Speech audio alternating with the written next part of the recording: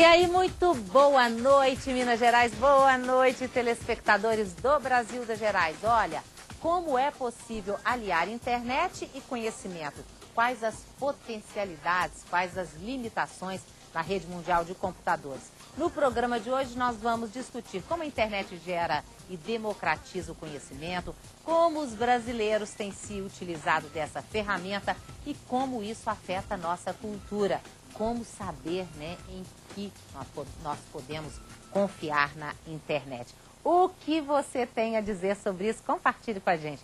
Quer perguntar, quer comentar, o que você quiser, nosso telefone 32090021, brgerais@redminas.mg.gov.br, robertazampetti.com.br ou twitter.com/brgerais.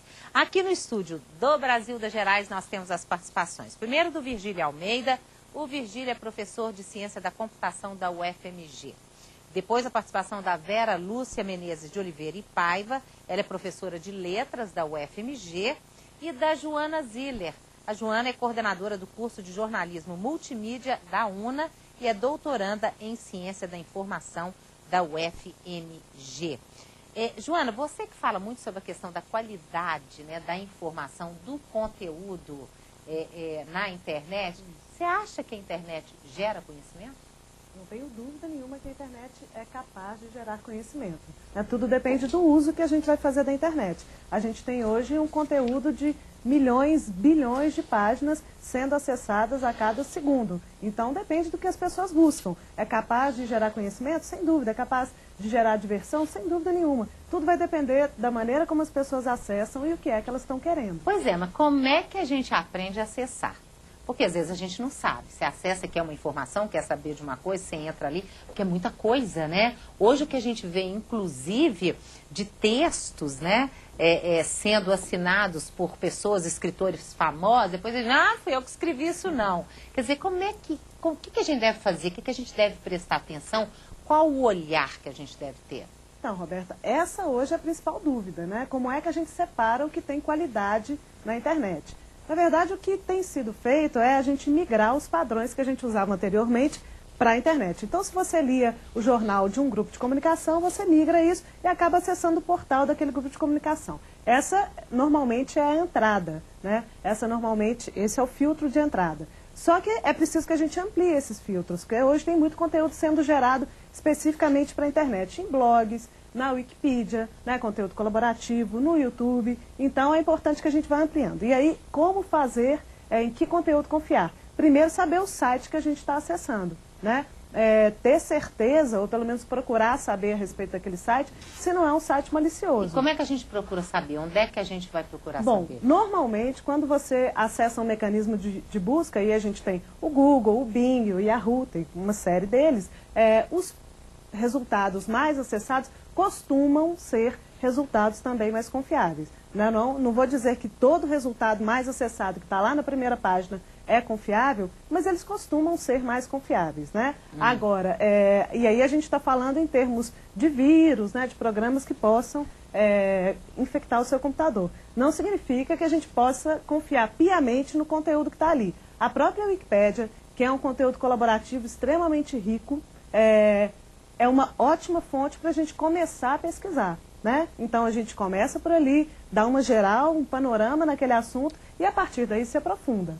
Pois é, você está falando aí da Wikipédia, né? E dessa coisa, dessa informação, dessa construção de informação colaborativa. Como é que é isso? É gente do mundo inteiro escrevendo ali sobre determinado assunto. O que é, Virgílio? Então, eu acho que talvez para a gente situar a questão, a gente pode pensar na internet no início como se fosse assim, uma grande biblioteca, onde você anda e tem um monte de livros, e aí você vai, tira um livro, olha a página.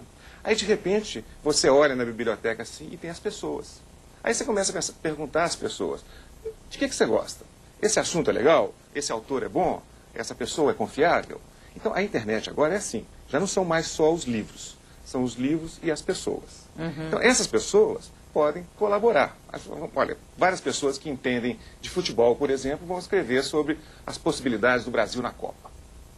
Então, como que elas fazem isso? Tem mecanismos na internet, ou através, por exemplo, de sites feitos Wikipedia, ou outros sites que permitem que as pessoas entrem com suas opiniões e vejam qual é a opinião coletiva, como que são as diferenças. E aí tem um processo que pode ter também uma coisa que você tem aqui, um editor. Que fala, olha, isso está ok, isso não está ok. Vai cortando. Vai ajustando. Então, esse conhecimento é mais ou menos o que a gente faz na vida física real, só que isso é ajudado por mecanismos que permitem que essas pessoas não precisam estar juntas mais. Elas podem estar aqui, na Coreia, no Japão, nos Estados Unidos. Porque tudo, as distâncias e o tempo ficam eliminados assim pela internet. Agora, você está falando da biblioteca, interessante. O que é o conhecimento na internet, hein? Porque a gente tem dados, informações e conhecimento, né? Então, qual que é a diferença entre tudo isso? Porque a gente acaba assim, meu Deus, o que é conhecimento? Né? Eu vou dar um exemplo, eu acho que talvez fique mais fácil. Imagina o seguinte, eu tiro a pressão. Tá? Vou tirar a pressão arterial. Uma pessoa tira a pressão arterial e deu a minha pressão entre 8 e 12. Isso é o normal. Dado. Isso é o dado. Tomara que seja assim. A informação, provavelmente, é o que o médico vai interpretar essa pressão 8 e 12. É uma pressão alta ou é normal para a minha idade, para o meu tipo. Isso seria a informação. Então, o dado é aquele número medido. A informação deu um sentido àquele dado. E o que é conhecimento? Conhecimento é quando o médico, a partir daquela leitura da pressão arterial, diz o seguinte, olha, você vai ter que fazer um regime alimentar. Vai ter que deixar de comer carne, por exemplo. Tá? Isso seria o conhecimento. Talvez a gente pensasse um pouquinho mais à frente, você poderia perguntar, e sabedoria? O que é sabedoria? A sabedoria seria a ideia daquele médico que conhece muito mais, que poderia ser aquele médico que fala, não, aquele diagnóstico talvez não seja o melhor, pode ser esse outro diagnóstico. Então a ideia do dado, da informação, do conhecimento, da sabedoria fica mais ou menos claro aí. Pois é, e o que a internet tem nos dado mais, hein? Ela te dá os dados, em número muito grande, um número enorme, ela te dá a informação, quando você aquilo está no jornal, por exemplo, é uma informação.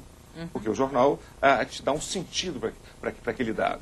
Ela te dá o conhecimento quando você pega, por exemplo, a opinião de um especialista, a opinião de uma pessoa que entende de literatura, leva para sua vida pessoal, então, sua vida profissional. Exatamente. Aquilo não existe sozinho, você tem que olhar qual o contexto que aquilo está. Fala. Eu queria voltar um pouco atrás, porque eu acho que sempre surge uma inovação tecnológica, há uma tendência grande de demonizar por um lado e de ter ou de supervalorizar. Supervalorizar para o outro lado. Mas quando você fala, por exemplo, da questão da informação confiável, eu acho que hoje na internet você pode comparar. Né? Lembra a imprensa, lembra da Vinácia quando jogaram os pratos para o ar e fotografaram para vender revista, falaram que tinha OVNI. Vocês lembram disso? Virgílio mais novo que eu, mas deve lembrar dessa história. Vocês são muito mais novas. Mas, então, a imprensa, ela estava na mão de poucas pessoas e eles fabricavam a informação que eles queriam. Hoje você não fabrica mais informação que você quer. Não é? Antes do seu programa começar, esse tema já estava lá na internet. Eu entrei hoje de manhã e vi que estava lá na internet. Então, as pessoas já começam a pensar no assunto. Né? Então, antes do programa começar, algumas pessoas já produziram conhecimento sobre o que é dado, sobre o que é informação e sobre o que é conhecimento. Porque deve ter ido a Wikipedia, deve ter ido a livros. É interessante esse ponto que ela fala. Quer dizer, você pode descobrir tudo. Por exemplo, tem um filme passando aí chamado Amor em Escalas, né? O George Clooney, e ele tem um namoro rapidamente com uma moça no aeroporto. Na próxima vez que eles se encontram, ela já chegou e falou a vida dele. Ele perguntou, como é que você sabe da minha vida? Ela falou, eu olhei no Google. Então, isso é parte desses novos tempos. Você foi falar no Google? Deixa eu ler a participação de uma telespectadora aqui. A Maria Lúcia, ela falou assim, olha, estou na terceira idade, sou advogada e contadora de história. Duas profissões interessantes, né?